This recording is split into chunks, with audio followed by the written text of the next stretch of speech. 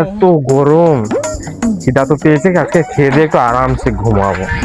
ওহ, যাই কি রান্না করেছি। এই কি গো, খেতে দাও। আর যে গরম, আমি খেয়ে দিয়ে এক্ষুনি ফ্যানে বসবো, জলদি খেতে দাও। খেদে আমি ফেনে বসবো? আমি ততক্ষণ থেকে রান্নাঘরে বসে বসে আমার ঘাম বেরিয়ে গেল। তার দাম কে দেবে? কোথা থেকে বেরিয়ে চলে এলো, আমি খেতে বসবো। পাড়া বেরিয়ে এলো, আমি খেতে বসবো। দাও দাও, খেতে দাও। কি কি রান্না হয়েছে আজকে, জলদি দাও। তেমন কিছু করিনি বাবা, খুব গরম। আরে খেতে দাও জলদি। আর কি রান্না হয়েছে আজকে, দাও খেতে দাও।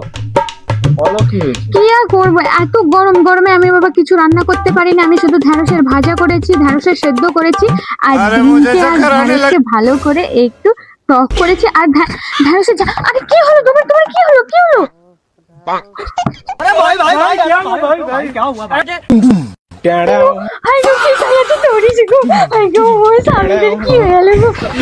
কি হলো সোনা?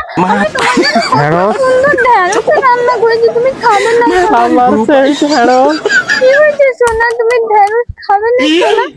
সোনা তুমি ঢ্যাঁড়স খাবে না সোনা? ঢ্যাঁড়স আমার মুখে পড়ে গেছে। শালা ঢ্যাঁড়স খাবি? শালা প্রতিদিন সেই ঢ্যাঁড়স, এই ঢ্যাঁড়সের জন্য শালা পুকুরে ঝাঁপ দিয়ে আত্মহত্যা করবো।